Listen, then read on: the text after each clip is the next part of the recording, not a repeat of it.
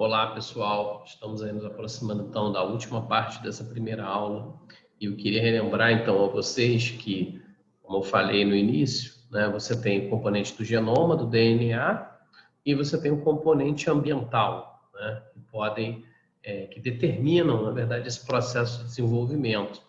Então, você pode ter qualquer defeito, né, no seu desenvolvimento embrionário causado por uma mutação, por uma sequência de DNA, mudanças nas letras das chamadas bases nitrogenadas, que vocês já devem ter ouvido falar, o adenina, timina, guanina, citosina, os chamados AT6G, e você precisa, então, determinar, né, estudar essas mutações genéticas. Aqui é um exemplo de uma mutação genética, uma despigmentação, né, no recém-nato, né, numa criança, no bebê. E essas mutações, que fica muito difícil, né, até antiético você estudá-las em seres humanos, você estuda elas em modelos animais. E aqui no caso, do lado direito, a gente tem um modelo animal, um camundongo, né, em que, se vocês forem observar, a cor da pelagem que está faltando nesse camundongo, né, a modificação na cor da pelagem na região abdominal, na região da cabeça, é similar.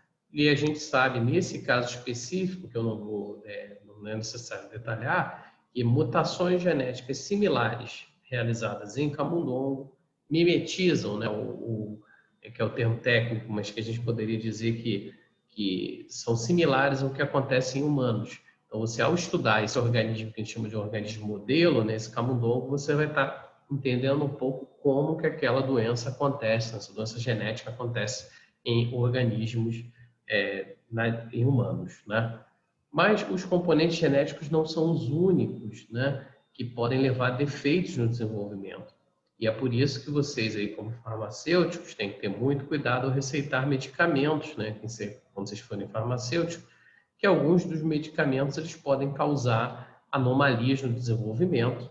Particularmente, esse caso é um caso clássico, né, que foi receitado durante muito tempo, né, um agente que era contra enjoo para as mulheres na década de 60, de 70, né, e que esse agente, né, a chamada talidomida, foi observado que ele causava problemas no processo de formação de membros quando administrado na fase mais tardia do desenvolvimento. Então, essas crianças eram normais, mas elas não tinham aqui os seus membros superiores, são aqueles que crescem mais aí no segundo momento.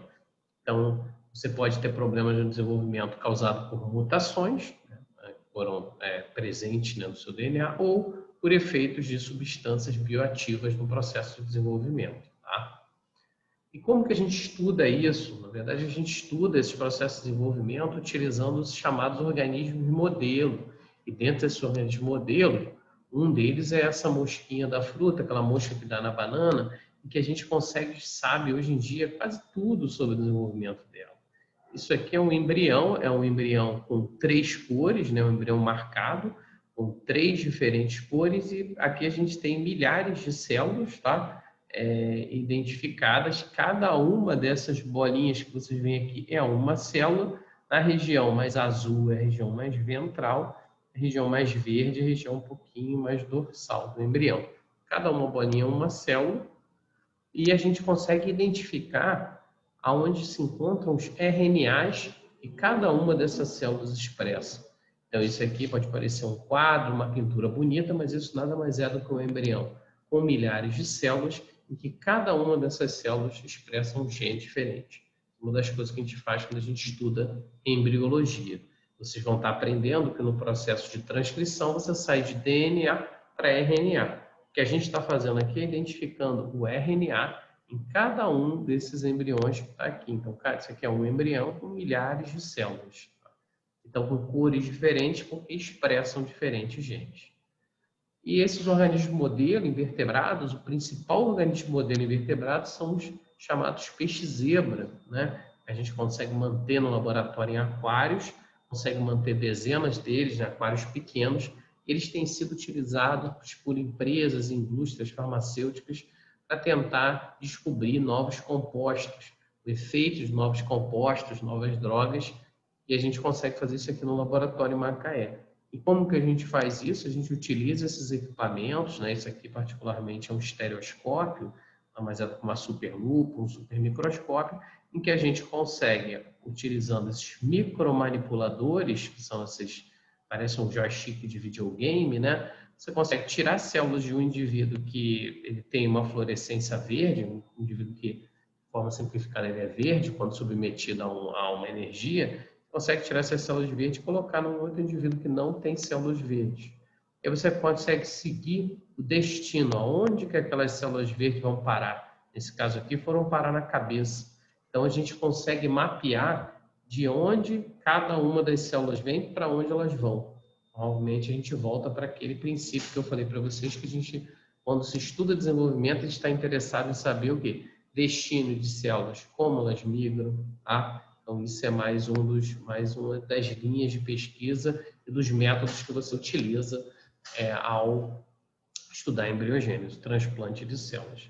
E esse peixe-zebra, ele é super utilizado, inclusive, para esses screenings ou buscas por mutantes, né? Então, você pode, ao cruzar indivíduos que sofreram mutações, você pode induzir mutações por raio-x, por substâncias que causam mudança no DNA, você pode isolar depois, nas próximas gerações, indivíduos, como nesse caso aqui, ó, esse indivíduo, esse peixe tem uma mudança aqui na região posterior, no rabo dele. Enquanto que os demais são muito parecidos. E aqui, que são tipo selvagem. Então, aqui você pode o quê? Estudar os diferentes genes envolvidos em processos como que ele forma a cabeça e região posterior, que a gente chama de eixos embrionários, como forma a cauda em processo de regeneração, dentre outros aspectos que esses peixes têm sido utilizados para aquilo que a gente chama de buscas de novos componentes necessários para o desenvolvimento. Então, nesse caso aqui, o indivíduo nasceria normal, mas ao você ter aquela mutação, você mudar uma sequência de DNA, você causa um problema no desenvolvimento que pode levar ele, inclusive, à letalidade. Okay? Essas são algumas ferramentas, métodos e indivíduos, né, e organismos que a gente chama de organismos modelo. Okay? Isso foi muito feito, um trabalho que levou a quase um prêmio Nobel, né? Vocês devem ter ouvido falar do prêmio Nobel, a professora Nicole Duharan, em que ela foi a primeira a fazer isso ao transplantar células de codorna para galinha, e aí poder acompanhar o desenvolvimento e para onde que aquelas células contribuiriam.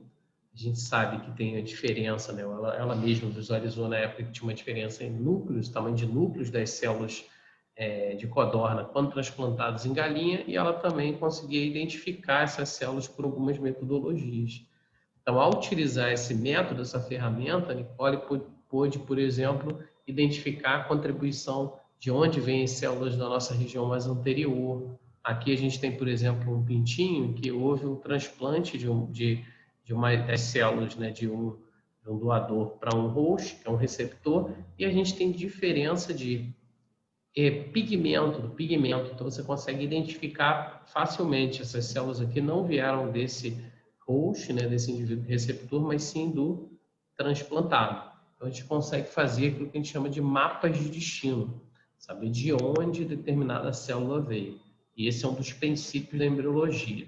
Vão ler no livro de vocês, a ectoderma dá origem à perineurônio. Como que a gente sabe disso? Porque foram feitos esses tipos de experimento, de observar de onde determinadas células saíram e para onde elas foram. Esse é um dos grandes também interesses de quem estuda a embriologia, ok? Então é isso. Queria agradecer, essa foi a primeira aula. Por favor, estudem, se mantenham informados, né? E façam os questionários, ok?